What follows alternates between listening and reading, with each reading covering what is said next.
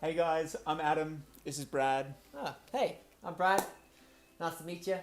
We're going to be doing life group training. Yeah, for the next 7 weeks, we're going to be running through some small group leader training, or life group as we call it.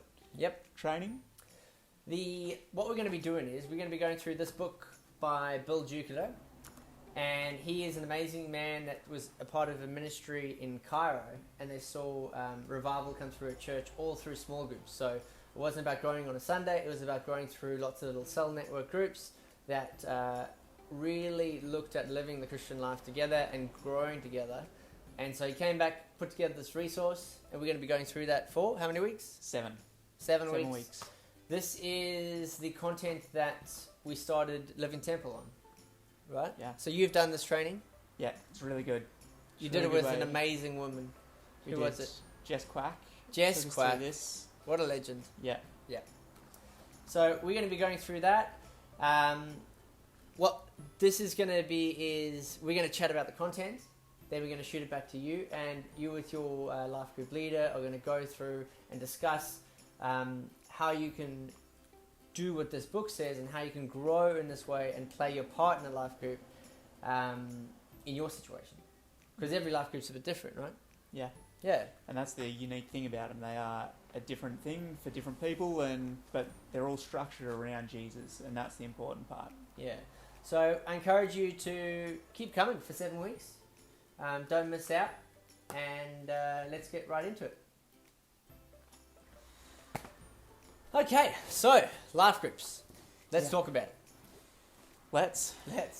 So why are life groups even important? Why should we do life groups instead of just meeting on a Sunday? Well, in my experience and what we've run through in this book is life groups are a way to actually get hooked in. And because it's a little bit more intimate, you're not in a big corporate setting, you get to grow really well with God. You get to grow really well in community with each other. And you also becomes a safe place to grow, to invite new people and to grow disciples. Yeah, sweet. So, loving God. Yes. Loving each other. Yes. Loving those maybe outside the church that don't know Jesus yet. It's pretty important. And then looking forward and raising up leaders and disciples for them to go do it again. Yeah. So that's upward, inward, outward, forward. So if you went to LT, use those words all the time. That's what we're based on. And we just think that life groups is a place where you can do that a little bit better. And you can all play a part in it. So in this, what Bill Ducato says is, he says that, say church is like a cake, and your Sunday service is kind of like the icing on the cake. It's the bit on the top. It's nice to come and get to meet together. It is beautiful to worship together. It's beautiful to hear the message through that framework and that structure. But the cake itself is actually, and all the work of the church and what we do as a church is all mainly done in life groups. That's where you open the word. That's where you grow together. That's where you grow in your giftings. That's where you get a chance to ask hard questions. That's where you get a chance to discuss stuff. That's where the caring happens. That's where the pastoral care happens. It all happens in life groups. You can't do all that stuff when you're all in rows on a Sunday. So that's why doing this, going through the training and figuring out that, so we all know what life groups are for, is super, super vital. And we're going to go through some content of the key areas of why. So one of the areas is intimacy. Yeah, definitely. And when you're sitting in a church on Sunday, you could be sitting next to someone new each week who you don't really know. But when you're meeting with the same people each week, you get to know them. You get to know their hobbies, what they like, what makes them tick. And then as that relationship grows, you can come to them with things that you need, or they can come to you with things they need, and develops into a bit more than just a hi, how you going on Sunday. Becomes a bit more real, a bit more intimate. Yeah. One of the other things that life groups helps with is it grows you. Yeah. Right? You get a chance to do more. You actually get a chance to go home and maybe look at a passage of scripture and bring a word. And it doesn't mean that you have to be the authority on that word.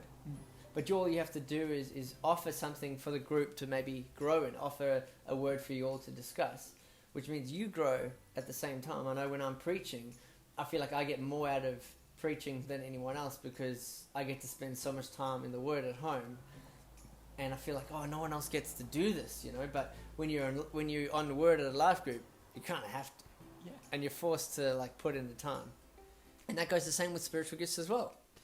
Yeah, but it's definitely when you've got questions about spiritual gifts or about a word, like if you're reading a passage and you don't understand, it's the perfect opportunity to come forward and be like, hey guys, I read this amazing passage. What do you think this means? I think it means this. Or it's a really good place to be able to unpack those things. And same with spiritual gifts. I want to be moving in this and I don't know how to. Does anyone have any advice, or has anyone done that before, and be able to discuss it and actually really flesh it out and get to know it for yourself. Yeah.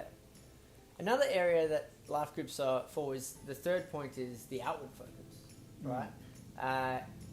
These groups sort of grow. And sometimes in church I've seen sometimes groups can become more of a clique rather than an expression of the church. And the expression of the church is we're meant to grow with each other, but remember, we're all called to make disciples. And we all need to remember that this group needs to grow, which comes with that kind of painful growing pain that you experience, is that it actually the aim is to multiply. Yeah. So the group that you're in now, my prayer is that group will grow into 2 groups, and then those groups will grow into 2 groups.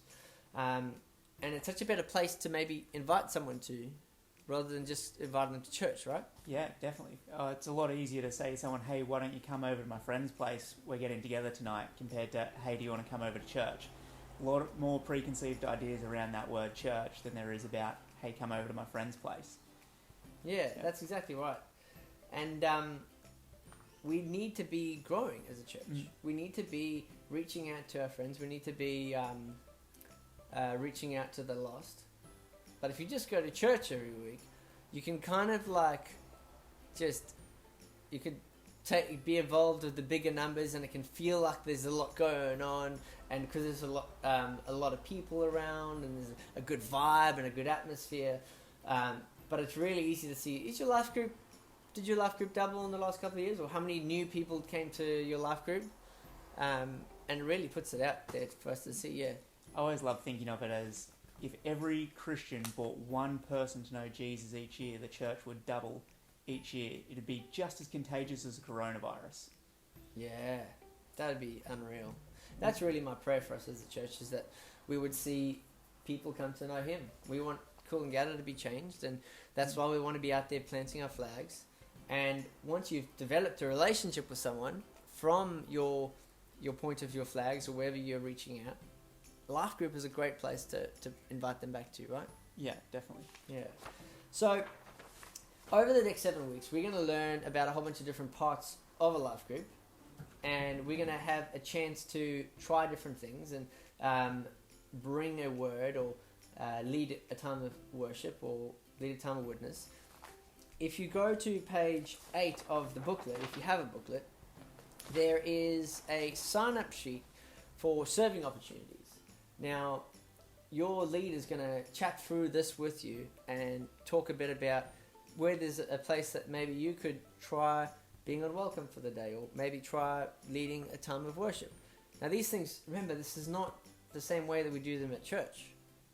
Right? They don't have to look the same. No. All these things can be a little bit different.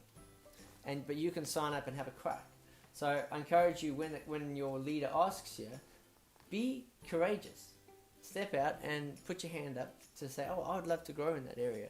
Because life groups are about everyone participating.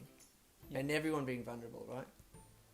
And don't you think, Adam, that if you just sit back all the time, you're not really going to have a chance to grow as much as if you are vulnerable and you put yourself out there? Yeah, definitely.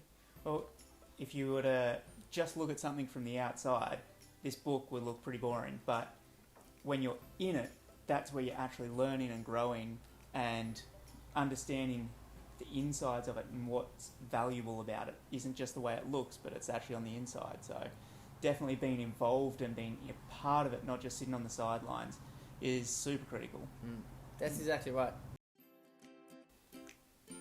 So with that in mind, let's cut to a little video from Dave and hear about how hooking into a life group really changed how they felt about church. All right. Hey guys, how you doing? It's Dave here.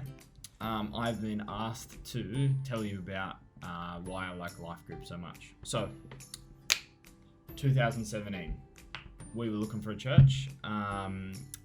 No church is perfect. Church is full of people, and people are not perfect. So I knew I wasn't looking for a perfect church. We went to LT. There was a lot of good things going on, so we decided to give LT a go. We went for 3 months, but off and on. Missing services. Sometimes there would be a gap of 2 weeks where we wouldn't go in this 3 months. So we probably went about 7 times. After 3 months of half going to this church, Aaron and I sat down and we were like, oh, LT just doesn't feel like home. And it just doesn't. It's just something that just doesn't feel right. Anyway, I really feel God put on my heart that we didn't really give it a good go at all. And I remember saying to Aaron, I'm like, I do kind of feel in my heart that we haven't really given it much of an effort of a go. And then I had to think about it. I'm like, gee, we only spend 15 minutes after the service trying to get to know the people. And the church is the people. It's not the building, it's the people inside it. And we've spent 15 minutes, like maybe 7 times, like half an hour, trying to get to know a whole heap of people. Hour and a half, sorry, trying to get to know a whole heap of people. It's nothing. So look, let's go to life group. We did try to go to life group, but we were, again, half committed to going to the church in the first place. And we walked in the doors of one life group, and it was like, we weren't committed. We were like, these people are so happy, and they're a family. They all know each other personally, and we're like, it's Wednesday. And anyway, I said to Ez, let's join a life group for 6 months. Go every single week, no matter what. And if we don't like the church after 6 months of committing to life group, then we'll leave and we'll go to that other church down the road where some of our other friends go. And she was like, let's do it, deal. So we rocked up, and I kid you not, 2 months later, life group was my favourite part of the week. Getting to hang out with all my new friends that I've made, telling stories, and then another thing that is extremely important, my relationship with God was starting to really, really get impacted and grow. And over the course of, I can't even remember how long we were there, maybe a year and a half, 2 years, my relationship with God just grew so much until I'm here today, away training and reading my word and relying on God's strength to get me through everything, which I was not in that place before we were there. And it wasn't some crazy spiritual life group. It was a place where we talked about all things Jesus with great people, and we ate dinner together, and it was just really simple, and we just set that side of time aside every week, and there's just something powerful about that. But man, relationships take time to build, and churches anything but just lots of little relationships. And I'm so thankful that God gave me that wisdom to just invest that time just to get to know it. And in that life group, I made some of the best friends I've made in a long time. And when I first walked in, I never would have thought it, but you just don't know until you just commit. And I just wanted to say today that I'm a massive fan of life groups, and I think they're the backbone of the church, and they're super underestimated. Okay, see ya. How good's that? It takes the church experience from just coming to an engagement or an appointment once a week to becoming part of a family. Dave Sutherland is such a key member of our church, and he was actually in my life group, and he's been such a blessing to me, and I can't even think about him not being a part of my life and part of our church life.